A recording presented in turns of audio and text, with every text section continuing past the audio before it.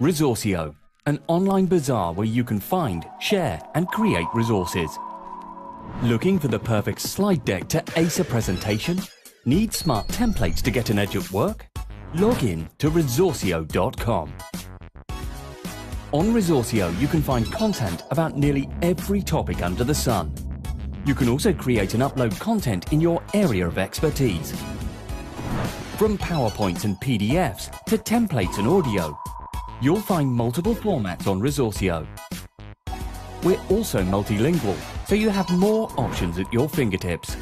Once you log in, you'll get a bag full of lumens, our virtual currency. With this, you can buy the resources of your choice and get started. Buy, sell and share resources at Resorcio, the online bazaar. Start resourcing today. Resorcio. Find, share, create. A very warm good evening to everyone present here. So if you're someone preparing for the NATA exam and you have a lot of doubts and confusions regarding the same, don't worry, you are at the right place. So we Team Resorcio, in association with Arch Remedies, we are introducing a free webinar for all of you guys. So first, I would like to make use of this opportunity to welcome architect Miji Mathew. She is the former principal of DC School of Architecture and Designs, Trivandrum, former faculty of NIT, Trichy, and former faculty of School of Architecture and Planning, Anna University. So thank you so much, ma'am, for giving your valuable time, using your valuable time to spend with us. So thank you so much. We welcome you, ma'am. Thank you. Thank you so much, Rohit. This is indeed a pleasure. And I actually love talking to prospective students a lot. So this is an opportunity too. So thank you, Resorcio, for providing this opportunity to me. And thank you, Afrin, for reaching out to me regarding this. Thank you, ma'am. So next, I would like to welcome architect Afrin Sulthana. She's a career coach and a soft skill trainer for students aspiring to be architects and faculty of interior design institutes. So thank you, ma'am, for attending this webinar. And she is the co-founder of Arch Remedies as well. So we welcome you, ma'am. Thank you, Rohit. Okay. So now finally, I would like to welcome Ms. Neetu. She is the senior team leader of content at Resorcio. Welcome you, ma'am, for the introduction. Thank you, Rohit. A warm good evening to one and all. So actually, I'm here to brief you something about Resorcio. What is Resorcio? Why Resorcio? Resorcio is a participative online space where one can create, sell or purchase resources in various formats like PowerPoint presentation, audio, ebooks, sheet musics, documents, images, and more on a wide variety of topics. A one-year-old website has already achieved an impressive feat with 5 lakh registrations and 75 lakh footfalls. Resorcio aims to transform the world of knowledge and education. On our platform, we encourage users to contribute by providing them a space to showcase their creativities. The resource collection on Resorcio includes contents on agriculture, history, geography, economics, mathematics, languages, grammar, the various sciences, careers, teaching methodologies, previous year solved question papers, HR activities, personality development and management lessons, engineering,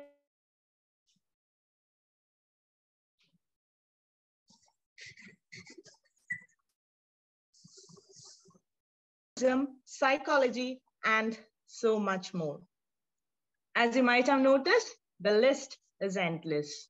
Our idea is to help our users gain insights, information tools, and templates, both to learn from and to use in their academic course or in their workspace. All our contents are user-generated. So on one hand, you can create resources and put them upon the website and get paid for every resources of yours that is being downloaded. And on the other hand, you can download contents created by others. You thus become both the creator and the user. the educator and the learner at the same time. We are also constantly looking to evolve and do our best to help our users in every way we can.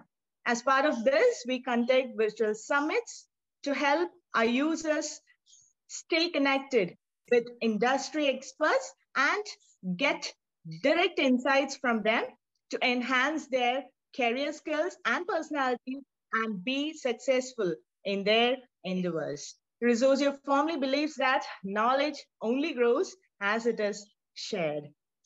So as you all know, this webinar is related to the NATA exam, and we have our prominent team here, Arch Remedies, to help you all out, sharing the tips and methods to be followed to crack the NATA exam. So we sincerely hope this webinar will help you reach your goal. All the very best to you all attendees. Thank you so much. Over to you, Rohit.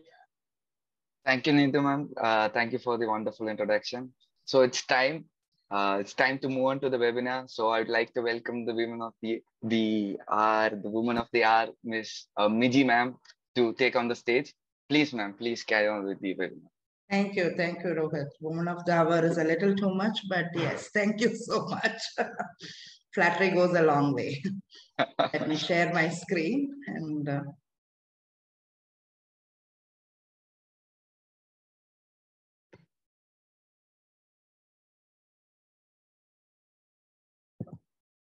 I hope my screen is visible to everyone. Yes, ma'am. Okay. First of all, I would like to say a warm welcome to all the students and parents who might be attending this session. And I would like to thank Resorcio also. Being a teacher and a learner at the same time is no joke, and Resorcio seems to have hit the right balance on that. So thank you on that introduction on Resorcio, Neetu. It was very nice hearing it, okay? And let me wish you all the best also in going great heights, in bridging the gap. You know, we really need to bridge the gap in education, and I hope you will be able to hit the right balance, okay? Now moving on to, okay, thank you. Thanks, Neetu. Yeah. So moving on to, let me move on to the, I should say, the people of the hour, which is NATA aspirants here. So let me move on to them now.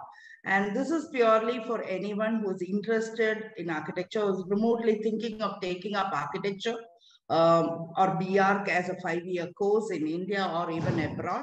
This is basically to give you an understanding of what architecture is all about. What do you learn in 5 years of architecture? How do you learn architecture? What do you do after doing your B.Arch course? This is the content of this presentation. They have already introduced me. I'm Professor Miji Mathew. I don't know whether I should call myself by that name anymore. I'm Architect Miji Mathew. Let me reframe and rephrase because I'm the former principal of DC Trivandrum as of last 3 days, in fact. And I used to head the DC School of Architecture and Design Trivandrum. That's why it's former principal now. And so let me get to the crux of the thing. What is architecture? I would like to actually ask the people here a simple question. What do you think is architecture? Do you think it's interior design? Some of you might be thinking that architecture is equal to interior design. And you are right as well as wrong. You're not wrong. You're absolutely not wrong at all. And let me tell you one more thing. There's no wrong answers in this web space. There's absolutely no wrong answers, I would say, ever in architecture. In fact, you should ask 101 questions. So is it interior design is my first question to you. If you have a response, please do put it in the comment box, or you can even respond as I speak also. You can switch on your cameras too, if that's possible. So is it interior design? Yes and no. Do architects handle interior design? Yes, we do. Are we trained to do interior design? Yes, we do. But is that the only thing we do? No, absolutely not. We do more than interior design. So is it civil engineering? If it is yes, then why is there 2 courses called civil engineering and architecture? And if it is no, then what is the difference? That begs the question immediately, like, what is the difference? So is it civil engineering? I would say no. My answer to that is no. But does architecture have aspects of civil engineering? Yes, it definitely has. Because architecture talks about space, and every aspect about space is part of architecture. So constructing a space or building a space or the technology behind a space or the engineering behind a space is also part of architecture. And in that manner, yes, civil engineering can be a part of architecture, but it's not the end all of architecture. Is it residence and facade design? Because a lot of people tend to think that architects do only residences. Absolutely not. We do designing of any space, literally any space. And even a city is a space. So a city design, town planning, it's all part of architecture. Residence, in fact, is the smallest thing that I would say an architect is handling. In fact, in an architectural practice, that's the first step that you do. When you start practicing as an architect, the first thing you probably do is a residence. But there's so much more typologies out there, so much more, complexity to the terminology architecture. So it's not just residence design, it's not just facade design, it's much more than that. So what exactly is architecture again? So to all the last three questions, the answer is yes and no. But that begs the question again, what exactly is architecture? What all does architecture cover? Architecture begins where engineering ends. This is a very famous quote by Walter Gropius, who was an architect, a German architect to be very precise. Walter Gropius was a German architect during the Second World War who moved on to the US finally, and most of his buildings you can find in the US, in fact, in the United States of America. And architecture begins where engineering ends simply means that engineering people build while architecture people dream. Architecture people conceive things and engineering people actually build. So when engineering people, wherever engineering ends, there architecture begins. When somebody tells you it's not possible to build that, that's where architects step in and say, it is possible. And we will show you how that is possible. And that's exactly what this quote means. Architecture begins where engineering ends. Architecture is multidisciplinary. What does multidisciplinary mean? It means that a lot of disciplines come together. Lot of disciplines come together to form architecture. Now let us take a look at what all are these disciplines. Okay.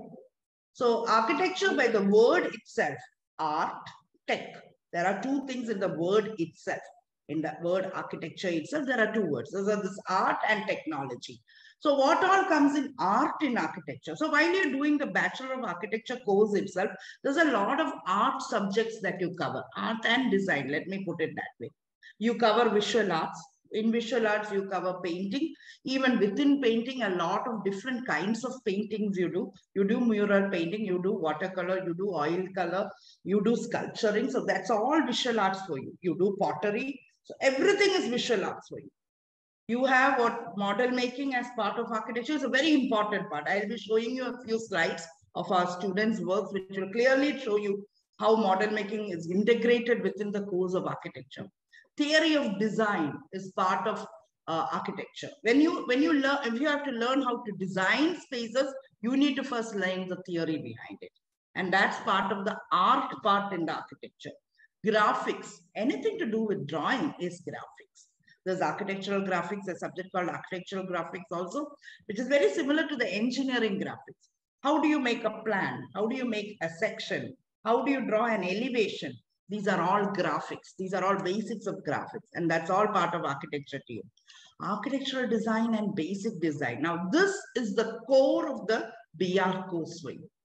Basic design, it's called in first semester because basic things are designed in first semester. You actually design two-dimensional objects, mostly in first semester. You do poster design, graphic design, web page design, and things like that in first semester. You move into architectural design or spatial or three-dimensional design only in the third semester or second semester of the B.Arch course. And what all do you cover? In the second semester, you probably do a singular space, like a guard's cabin. One user, one space. So there is one user, which is a guard, using a singular space, which is a guard's cabin. Second year, probably you start doing residences. Multiple users, multiple spaces. Who are the multiple users in a residence? There's a father, there's a mother, there are 2 children, there are grandparents, there are pets. They are all users. What are the spaces we are talking about? There's a space to eat. There's a space to see TV. There's a space to gather and communicate. There's a space to cook. There's a space to sleep. These are all spaces. We call them, drawing room, dining room, TV room, audiovisual room, kitchen, bathroom, bedroom, and so on. So there are multiple users, multiple spaces. This is what you do in 2nd year of design. What do you do in 3rd year of design? 3rd year of architecture design, you move up. So far, you have probably been working on ground floor and probably ground plus 1 floor. 3rd year, you start going tall and broad. So you are going high, you are going wide. What do you do in wide? You design buildings which has multiple blocks now. Multiple blocks and multiple users. A prime example would probably be a primary school for you. Who are the users in a primary school? You have the students, you have the teachers, you have the headmistress, you have the cleaning staff, you have probably people who are cooking food for you. What are the multiple spaces now? You have classrooms, you have auditorium, you have an office block, you have a library block, and so on. So there are multiple blocks now, multiple users now. You need to learn how to connect them horizontally. That's also part of architectural design for you. Of course, site is always important. We'll come into that later.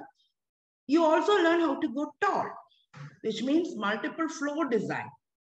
Something like a shopping complex. Again, multiple users. Hospitals, patients are there, doctors are there, bystanders are there, lab technicians are there. There are so many kinds of users in a hospital. Apartments, again, upscale. You're going high. So this is what you learn in 3rd year. You learn to go broad. You learn to go high in architectural design. And all this is part of design for architecture design for you. So what do you do in the 4th year of college? Because there are 5 years you're learning this, right? 5th year or the 4th and 5th year, you learn what is called urban design. Urban design is designing urban areas. It can be town planning. It can be city planning. So you learn an entire city. You find what is a problem within the city. And then you find solutions for the city, which can be architectural solutions, or it can be even transportation solutions. It can be even services solutions and so on, but they all come under the broad category called architectural design. So is it just arts and design in architecture? No, as I told you initially, architecture is art and tech. What is a tech here? Technology. What all technology? You learn civil engineering subjects. Of course, when you learn how to design spaces, you need to learn how to construct too. It's equally important. So you have a subject called theory of structures. In theory of structures, it's a very important subject and you have it like running for 3 years. You learn how to design foundation. You learn how to design walls. You learn how to design doors, windows, and so on. You learn electrical engineering because in any space that you are sitting in today's world, it is electrified.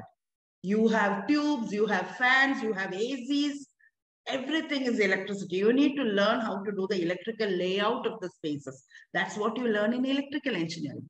Mechanical engineering. Why mechanical engineering? Because heating and cooling of spaces comes under mechanics of space.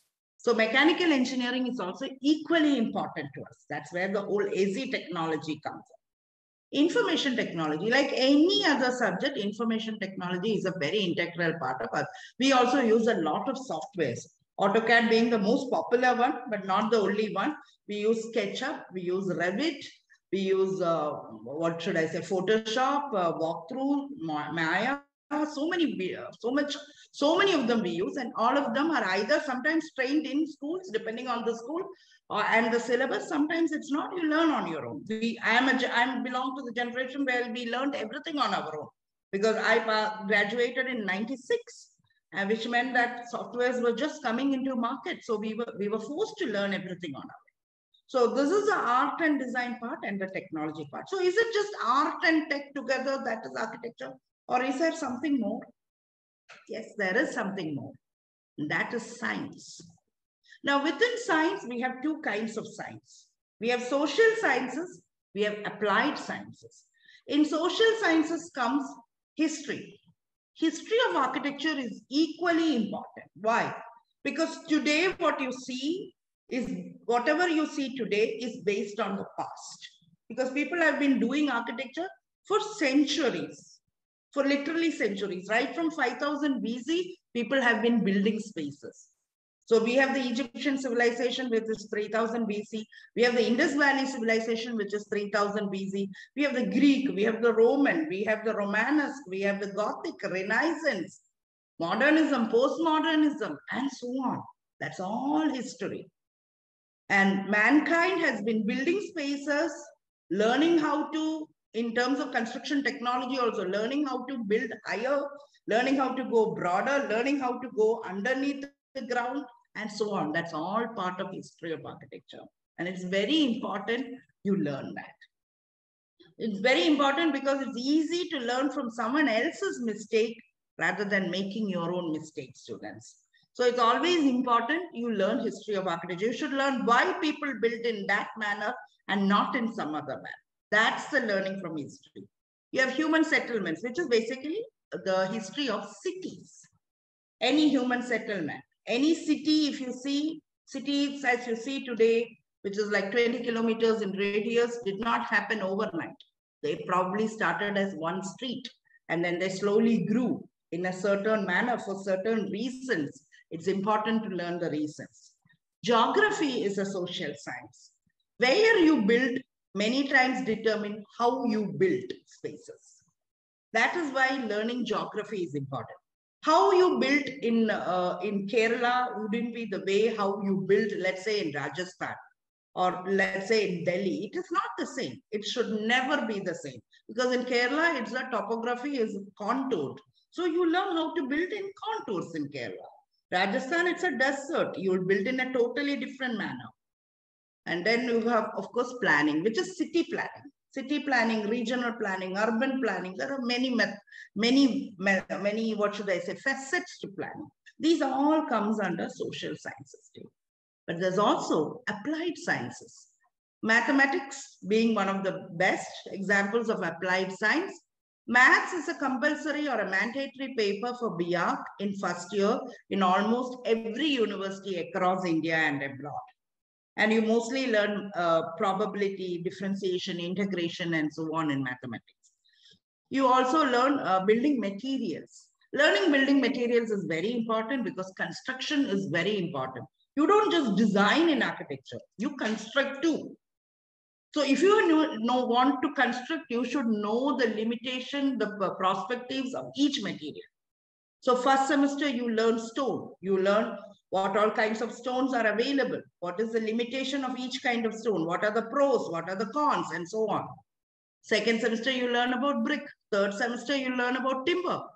Fourth semester, you learn about, let's say, steel, aluminum, and so on. So each semester, you learn one building material. You not only learn the building material, you also learn the construction technology behind it. You also learn how to draw that material. How do you represent that material in a drawing?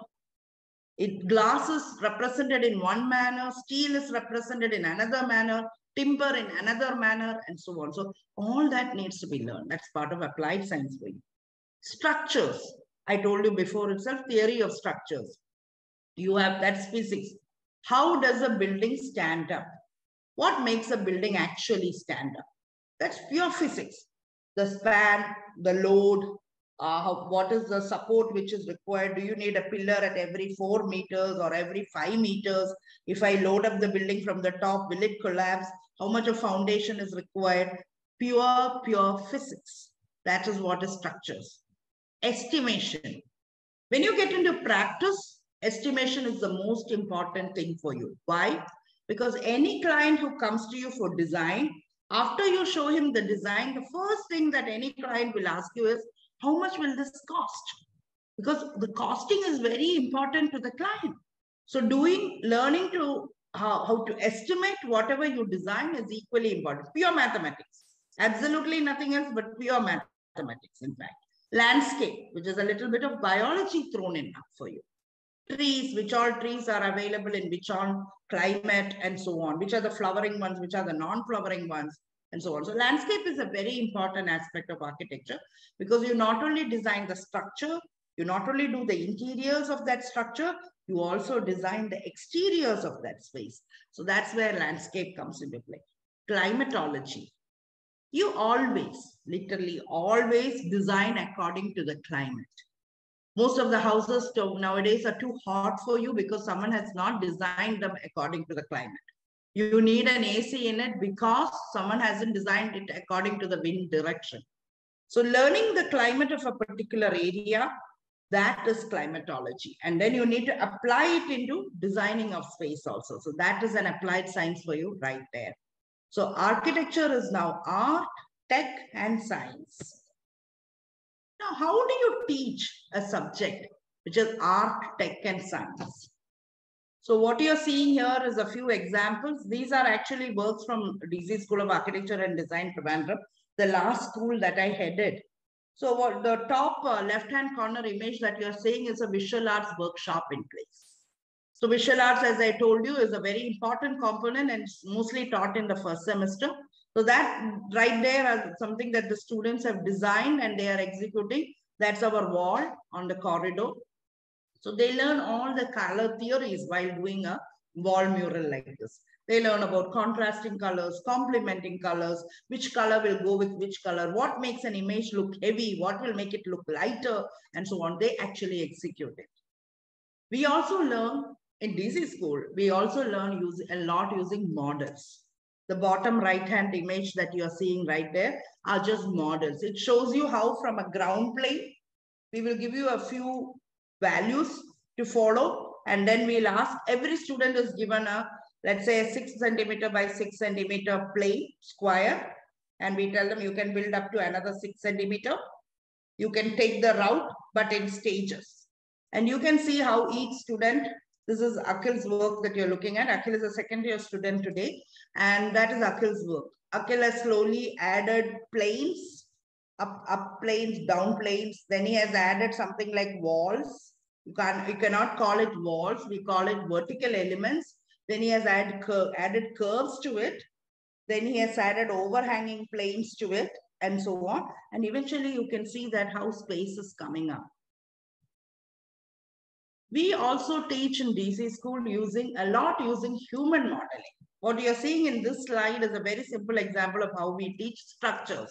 I told you structures is where we teach how a building stands up. Not only do we design, but we also have to construct it. What you're seeing in the bottom left-hand corner is human modeling. We had a workshop in college where using students, our own students, they modeled a building and a space or whatever. So they model it using their body first. We divided them into groups. We gave them, like we told them, create. Using your bodies, just create a space. The next step is they have to convert whatever they created into an actual model using bamboo skewers and ice cream sticks. So what you're seeing on the right is that. So this is how structures is taught in DC school. Not necessarily in all schools. Every school has their own methods. This is just how it is taught in DC school. So there's again images here which shows you how models, different models are. These are all images from DC school. In fact, you can see me as well as other faculty in the images too. This is our library. And as you can see, different models. It's the same space given to 24 or 28 students. You can take a look at all the models on the table and you can see how varied they are. So we work with different principles. We work with themes. Sometimes we give them a movie. We ask them to watch the movie and then we ask them, now if you want to convert this movie into a space, how will you do it? Or we'll give them a song to listen to. We will ask them, that's called thematic conversions. Then we'll say, now the theme of the song, how do you convert that into a space? Or we give them a book to read and we ask them to convert the book into a space. These are all the initial exercises that students do in DC School Trivandrum. What you're seeing on the right-hand corner is the hands-on approach that many architecture schools take, especially DC. And you can see how building construction is put into practice. That's our students right there building a wall, an actual wall, they're building it. So, and this is in campus. If you go to our campus, you can see this. So there's bricks, there is cement, there is sand, everything brought to site. We have an architect standing there in charge of it who tells the students how to mix the cement and sand and water and in what composition. And then they build a wall. In fact, they built an entire arch. Okay, there you go. So how does this course work out for you? What is the structure of a B.Arch course? It's 5 years. You already know that. There are 10 semesters to it. First 3 years or the 6 semesters is the base course. And a lot of subjects which I already told you are there in the base course. 7th semester is the internship. You have to do an internship or you have to work under an architect. Anywhere in the world, you can actually work, but it should be under an architect. That's what happens in the 7th semester. 8th and 9th semester is what we call the advanced course or what we call urban design, city design, all that we do in the 8th and 9th semester. And at that point, you have a lot of electives also to choose from. 10th semester is when you do your thesis, or what thesis is nothing but an individual project. You do an individual project all by yourself. You have to identify a project, you have to identify a site, you have to design for that site. You will be accorded a guide from college. You will do everything possible for that particular project except actually building it. That is what is a thesis. It's a final test to see whether you can actually survive if you are given a project in the outside world. After you get out, after 10 semesters, you have to register with your Council of Architecture. Council of Architecture registration is very, very important. Council of Architecture is what holds the NATA examination. If you need to do B.Arch course, you need to do the NATA examination to begin with, National Aptitude Test for Architecture. You need to have a, I'm sure they will have a separate presentation on NATA exam completely, but you need to have the minimum qualification in NATA examination, which I think is 70 nowadays, the score. And that is conducted by Council of Architecture. So NATA examination is conducted by Council of Architecture. All the colleges in India are approved by Council of Architecture. When you finish your course and come out, you have to register with the Council of Architecture. Only after registration can you work as an architect. It is like very similar to the Doctors' Medical Council. For a doctor to practice anywhere in India, they have to be registered with the Medical Council of India. So very similar thing for architects and Council of Architecture. And it's good to have a council like that because they take care of a lot of things for you, including how much fees we can prescribe for each project and so on. So there's a question which I always face, mostly from parents and students too. What are the kinds of jobs I will get after doing 5 years of B.Arch? This is a very common question, okay? That's mainly because, for instance, B.Tech, what happens? You study mechanical engineering, electrical engineering, civil engineering, electronics engineering, whatever engineering, it doesn't matter. What do you eventually do? You do a software job. And you do a job which has absolutely nothing to do with the course which you have already studied. You've done B.Tech mechanical, you will end up in, let's say, working in Infosys or UST Global or whatever, Wipro or wherever. I shouldn't be complaining because my husband works in one of them. You do B.Tech electronics, you end up working in the same place. You do industrial, civil, electrical, whatever, you end up working in one of these places. What does architects do? We study about space, we study how to design them, we study how to construct them, we come out, we do the same job. We are job creators, we are not job hunters. We are entrepreneurs, we run our own office. We get clients, we go to work. And what you're seeing, the images on the right-hand side is just to tell students here, prospective students here, if ever you have watched Malayalam movies, Hindi movies, English movies, it doesn't matter. You see a romanticized version of architects always shown. Architects are the soft dressed, very well dressed, very beautiful men and women mostly, partying all the time, very jovial people and so on. What is never shown is the hard work behind it. The hard work is, yes, we work in the office, as you can see in the top image, drawings, plan, section, elevation, and so on. We also work on sites because we are also constructing. So, and how are sites? They are muddy, they are dirty, they are noisy, They are not glamorous places at all. So if any of you are drawn to architecture thinking that this is a glamorous profession, this is not the place for you. Let me make that very clear to you. This is a tough profession. Be ready for the toughness that this profession is going to throw at you. And for all the girls out there, I want to tell this is going to become even more difficult for you. Because you are a woman who's going to walk into a site full of men. Most sites that I walk into nowadays, and Afrin will know what I'm talking about. Afrin is a practicing architect. She's also joined the webinar today. We don't see other women at all on site. Sometimes we are the only women on site.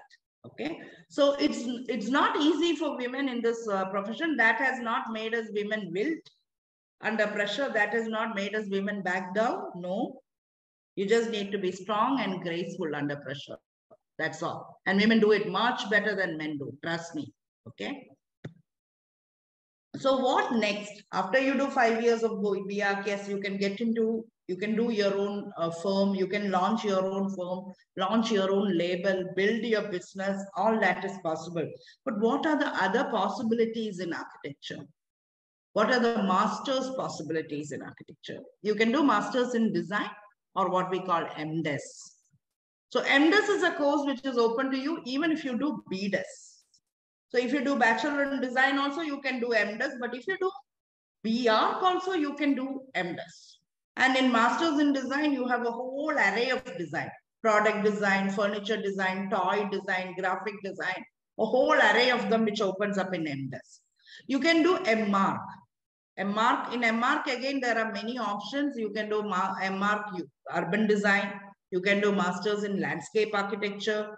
You can do masters in you can do planning also. We'll get into that. You can do masters in advanced architecture, which is what I did. Okay. You can do masters in interior design. That's also possible. Then you also have masters in conservation. Masters in conservation architecture. You can do where you learn how to conserve old buildings. Masters in planning is another option. Planning, simply put, is city planning, regional planning, urban planning, transportation planning, and so on. So masters in planning is also open to architecture students. Now, masters in planning is open to B-Plan students also, bachelor in planning students also. Masters in planning is open to sociologists also, civil engineers also. So it's open to a lot of people, including architects also. In fact, if you want to learn film direction, art direction, and so on, the Pune Film Institute, B.Arch is one of the entry courses for the same. So what is it that any B.Arch student should be looking at? Architecture is about trying to make the world a little more like our dreams. A little more. I'm not saying exactly like your dream, but a little more. This is a quote by Uncle. So you have a dream. Are you a dreamer? Then this is the course for you. Are you the kind of person who dreams about bettering the world, bettering the society that you're working in, bettering the place that you sit in? You like spaces being organized. You like bettering anywhere you walk into, then this is the space for you. This is where your dreams can come true. So architecture is literally where you can dream and then you can build your dream.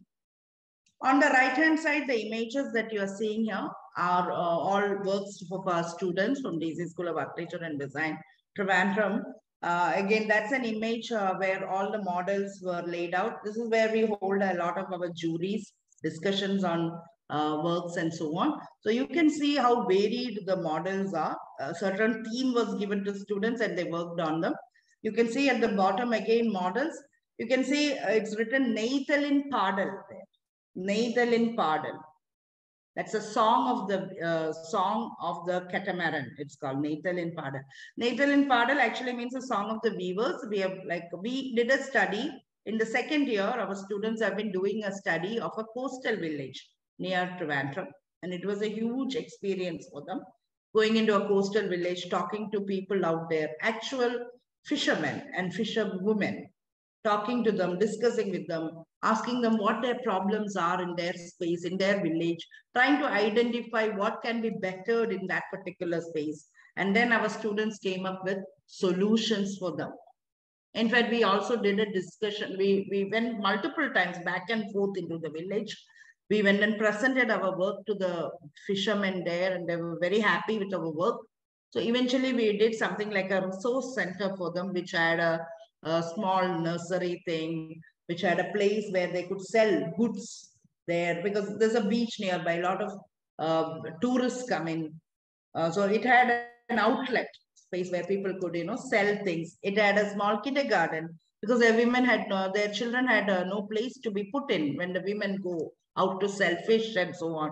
So it was an exercise where our students could actually interact with actual people, actual clients, understand what their problem is, identify the problem first, and then build their dreams.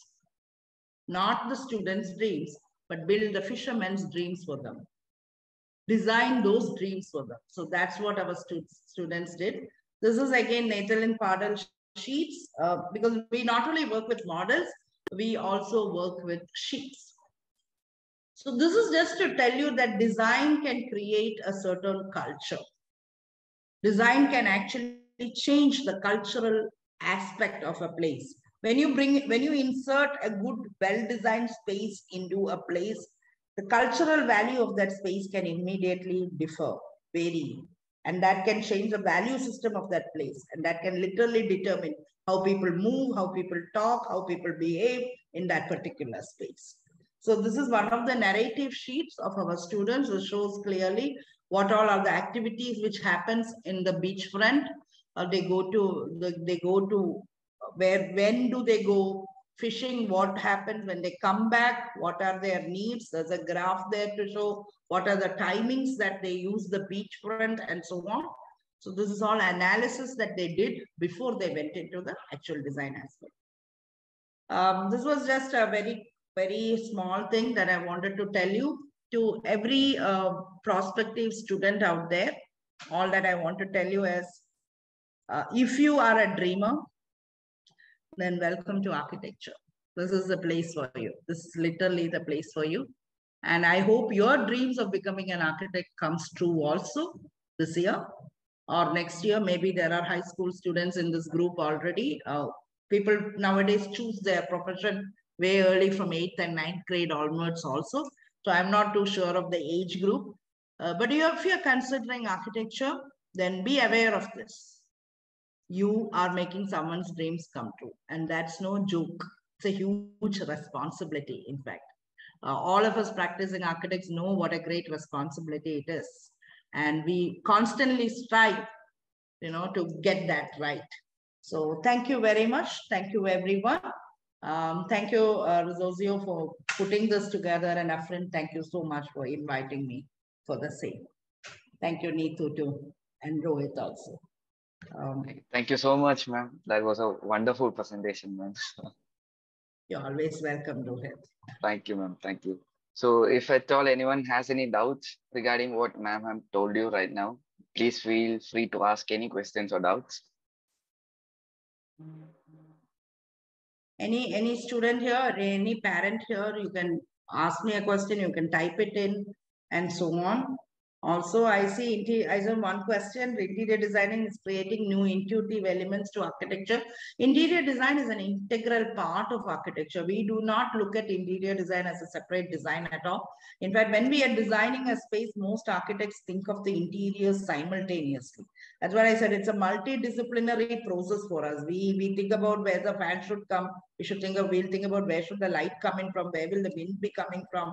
We think about, oh, should we have a panel behind us? For instance, like right now where I'm sitting, there's a window behind me. There's too much of glare coming and I'm unhappy about it. As architects, we are very sensitive to the space we are sitting. So I'm extremely uncomfortable and unhappy, but then I'm traveling right now. So I don't have an option of taking it from my office. So interiors is part of our process. While we are designing a space itself, everything from a fan, a switch position, even the switch positions we think about while we are designing. So it happens all simultaneously in our head. Not easy to be in our head, honestly speaking. It's very noisy out there half the time.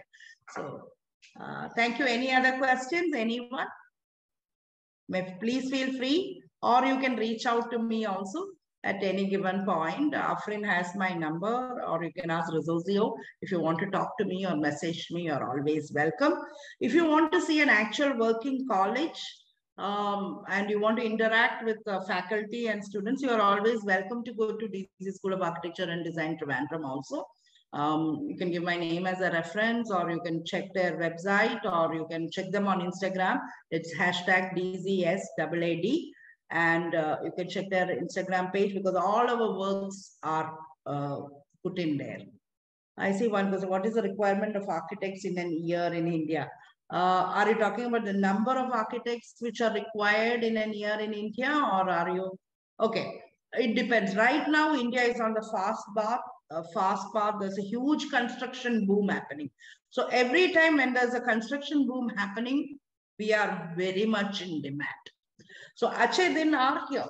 Let me borrow that word from Prime Minister Narendra Modi. Achay Din are definitely here, because we are seeing every city booming in India. In fact, right now I was traveling through the length of Kerala, from Trivandrum all the way to Kodamangalam, and I see buildings, more buildings and more buildings. I do not see green anymore in Kerala, honestly speaking. And it pained me to some extent, because I'm used to seeing green stretches when I travel through India, and Kerala to be very precise. But the construction industry is booming. That's what it shows.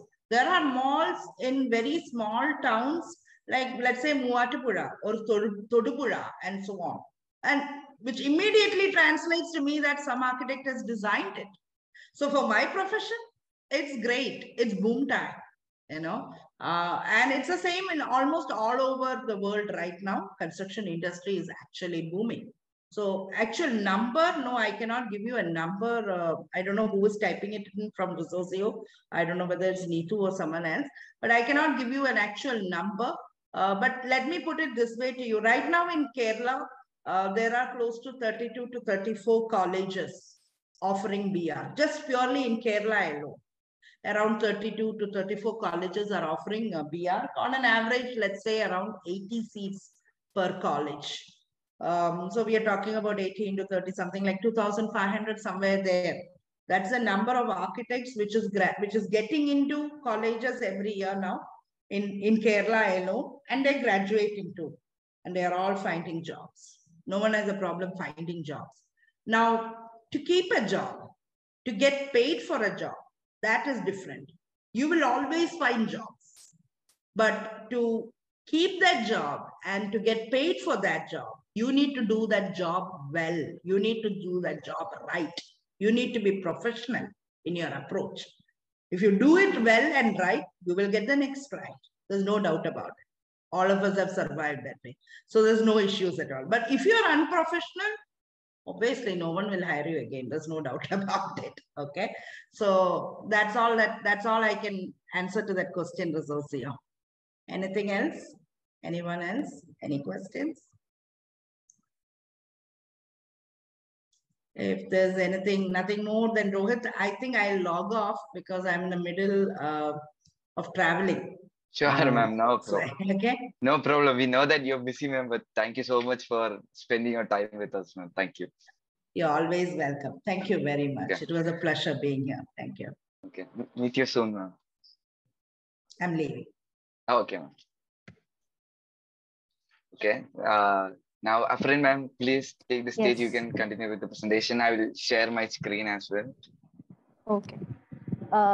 So good evening, everyone. As you all aware of architecture now, I'm pretty sure everyone is so excited to be architect, so that you can get into that that beautiful course, and it is really glamorous. From like Miji ma'am said, architecture is a glamorous course in a side, and in another side it is like muddy and all. So for getting into that, we have to conquer a wall.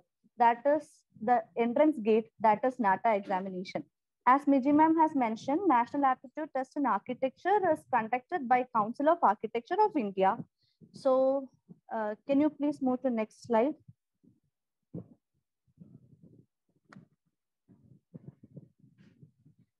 Yeah, so it is based on NATA score. Different states, all the states in India, we need the NATA score. We have to qualify NATA, then only we can join into architecture. So can you please forward? There are about, like Miji ma'am said, there is 35 colleges in Kerala. Likewise, from all over India, there is almost 465 plus colleges in India. But it does matter where you study the architecture. Is it a good college or is it something like a shabby one? It's really matters. So to study where you study architecture is very important. So NATA score is important for that. NATA score and +2 marks is important to get to your dream college. Okay, and CEO about COA already Miji ma'am has mentioned about COA very much. So I think we can move to next slide.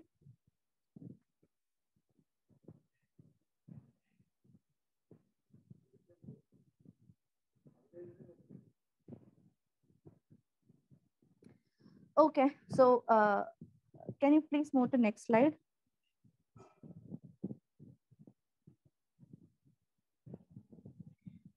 Okay, NATA, I think you all are aware of NATA now. NATA is an aptitude test. It is a computer-based test. Okay, so we can move to NATA 2023. NATA 2023 will be a computer-based test. All NATA is computer-based test. Since 3 years back, we had drawing aptitude test also, but now it is a complete purely a computer-based test, and we need a basic knowledge of everything about architecture before entering to architecture. So we have to study each material very clearly, and NATA 2023 will be conducted in three times in 2023. Now, basically, NATA measures the aptitude of the students through cognitive skills, visual perception, aesthetic sensitivity, etc., logical reasoning, aesthetic sensitivity, and etc., and basic knowledge of architecture. That is very important. Like Miji ma'am said, you have to know basics of architecture, like basic history of architecture, basic building materials. That is very important now. It was easy since it was easy before 3 years to complete NATA, but now it is a bit tough because we have to we have knowledge of everything, like all these subjects. So basically, I have already mentioned COA conduct 3 NATA exams this year. Candidates can appear up to 3 exams also. So for the students who appear for 2 NATA tests, best of the 2 scores shall be the valid score. Okay, so the average, it will take average. The best of the 2 score will be considered. And for students appear for 3 NATA exams, the valid score shall be the average of the 2 best scores. So it is important. You have to when you take NATA exam, you have to be clear about how I attend a NATA, and if you take first and second, it is safe. You will get the best score out of it. If you are taking the third NATA also, you have to be very much confident, and there we take average of best of 2. So the there is a chance of marks going to be down. Okay. So it is very important point.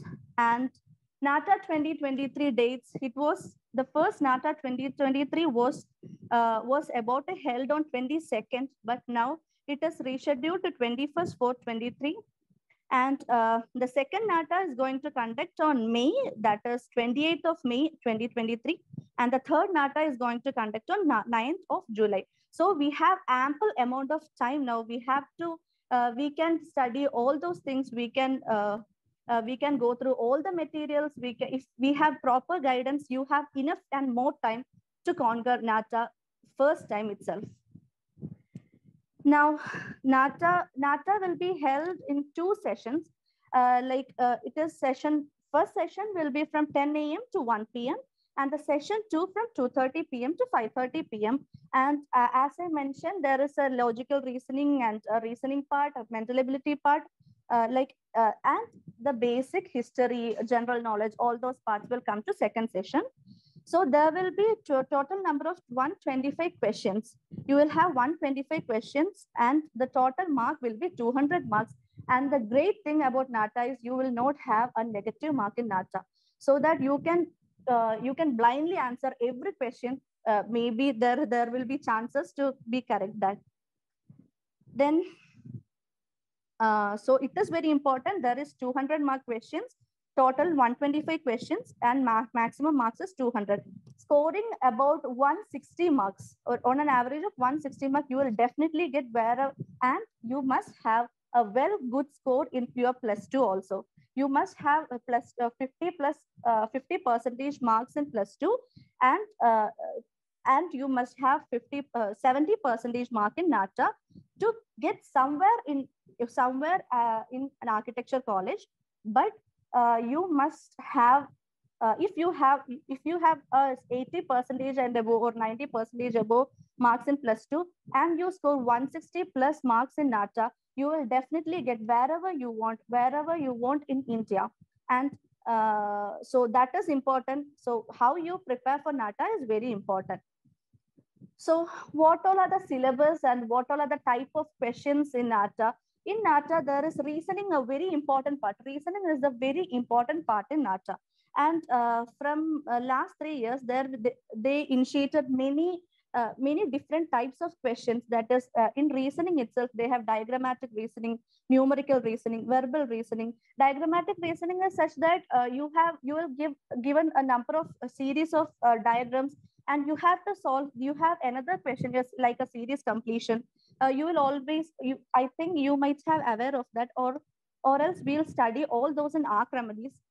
Diagrammatic reasonings, numerical reasoning, like simple numbers, verbal reasoning, injective reasoning, then situational judgment. It is very important. Like you will have a 30-second photograph or a painting, and just 30 seconds you have that photo to observe, and after that 30 seconds you will have questions based on that. So basically they want to analyze your observation skill. Like then logical reasoning, you all might know. There will be like mirror image, water image, count the number of spaces, number of surfaces, like that. Then abstract reasoning is again like all those things. And so these part is very important. And now the NATA have multiple choice. NATA will contain the questions of 1 mark, 2 mark, and 3 mark. Up to 3 mark questions there you have. And there will be multiple choice question, MCQs, then PCQ, that is preferential choice type questions, that you have to add. You have to choose 2 to 3 or 4 correct answers for a particular question, and the mark will be graded for each point. Then numerical answer type questions, etc. That all are the types of questions you will be asked. Then there will be 125 questions you have, I already mentioned, and you have just 180 minutes. 180 minutes and 125 questions. Some of it will take many 3 to 4 minutes to solve that, because it contains the logical part and the reasoning part, and the proper practice is very much needed for that. So the timing is very important. You have to practice with time. You have to maybe MCQ questions like, where is Taj Mahal situated? You can answer it very clearly. Like you can answer it like very clearly. If we know that it is Agra or India, it will take less than 10 seconds to tick or mark it. But the questions like how many, they will give a very tough figure, and they'll tell you to count how many circles or how many triangles is there. It will take much more time. And there will be questions like you will be given a famous photograph, and you have to find there will be a lot of options too. You have to find which one matches very much. Like if, for example, again I take Taj Mahal, they will give a proper symmetrical photo of Taj Mahal, and they will give us 16 options, like it is symmetrical or it is axial, it is likewise, they'll give many points. You have to choose which is exactly to the point. There will be, Taj Mahal is symmetrical. That is the first point. Maybe it has marble. It was constructed with marble. That is also there. Almost we will feel like everything is correct, but it is our duty to find the exact thing what examiner is had in mind. So that is very important. So timing is very important. You have to practice with time. So 180 minutes, 125 questions. You have to always keep that in mind. Then the medium of test will be held in English, for some questions it will be in your regional language too. It is very rare. Then reasoning questions will based on diagrammatic reasoning, numerical, verbical, inductive. I have already mentioned about all those things. Then the other syllabus, the other part, the questions will be based on different topics of PCM, that is physics, chemistry, maths, which will be a heartbreak use for many of the designers, because it is a bit tough, no? But it is very simple. The weightage of mark for PCM is very less, like 5 questions. That is the maximum from physics, chemistry, and maths. And there will be from physics, chemistry, and maths, they will have just 5 to 10 questions. That's it. Remaining 120 or 115 questions will be based on other topics. So, and physics, chemistry, maths will be very basic, like you already had studied it from your +1, +2, and 10 standards. So it is very simple. You don't have to worry about PCM. You have to focus on language, then other subjects like principles of architecture, history of architecture, architectural vocabulary, etc., etc., etc. So the other subjects you have to give the focus is language and interpretation. It is very important. Like as you do in your English class or English exam, you will given a comprehensive passage and you will have questions based on that. There will be 3 questions like that. It is a easy thing for you guys, for sure, because you have just completed, most of you will be just completed your +2. And then the important, the main part is elements of design and principles of design. It is very, very, very important. I knew principles and principles of design when I was in first year last. When I studied my first year, I about to know that. But now it is very important and very specific that NATA, our COA is very specific that the student who qualify NATA must be aware of this logic principles of design. So it is that important, and you definitely need a help for that. I needed a help for that, so I'm sure many of you guys will be. It will be a tough. No, you need a support for that. That's it. It is very interesting to study, and then architectural awareness, basic building materials like cement, sand, concrete, brick, etc., etc., etc. Then history of architecture, like Miji ma'am said, history have very important role in architecture. All the 3 years you will be going to study history of architecture, and it is very interesting too. And you will be studying about different majorly world famous buildings and their architects, India's famous architectural spots and all.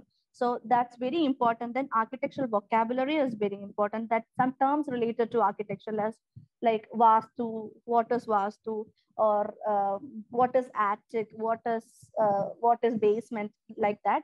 What is plans, sections, elevations? There are a lot of terms used by architects. So you must have a basic knowledge of architectural vocabulary. Then building construction techniques, how a building is built. That is the basic thing about that. And there will be some extra questions without, there will be questions based on general knowledge. That is very important. So that's that about the syllabus of NATA. And who can appear for NATA? Candidates who complete 10+2 examination with physics, chemistry, maths, or 10+3 diploma with mathematics as a subject of study can appear for NATA 2023 or NATA. So it is very important. If you completed your 10th and +2 with physics, chemistry, maths, you can appear for NATA examination. And or if you complete 10th plus 3 years diploma course, you can also appear for NATA examination. And that's it. So eligibility criteria, we have already discussed that. I think it is almost clear that clear to everyone about these questions and all. We'll have a lot to study, but we have ample amount of time. That is the key thing. You have time, and you have now you have time, and you have materials with you from Resorcio, and we are here to support you, the Arch Remedies. So that's it. Any doubts or clarifications?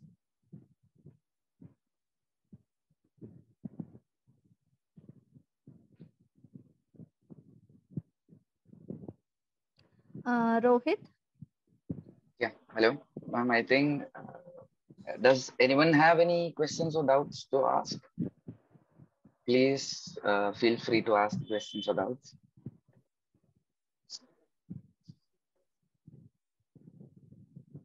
I think everyone is clear with everything. Just to read out one message, one particular participant has sent a message directly to me. He says that, ma'am, can you please enlighten me about the fee structure of the program? Okay, fee structure about architecture course or Arch Remedies fees? I think it will be Arch Remedies and Arch Remedies with IDQ. I think so. Arch Remedies, we have different course options like 30 days crash course, 40 days crash course, and even 10 days crash course you can join, and it have different pay scale, not pay scale, different fee structure starting from 7,000 rupees. We have courses starting from 7,000 rupees to 15,000 rupees. It is very, we are just giving it for like reasonable, I think, and that's it. 7,000 to 15,000. That is a basic fee structure. Okay. And for architecture study, for government colleges, there will be, I think, 10,000 to 12,000 per year fees. That's all. If you have admission in merit seat and aided colleges or private colleges, your fees will be around 80,000. Tuition fees will be 80,000. And for management seats, it will be different, varying from colleges to colleges. Then,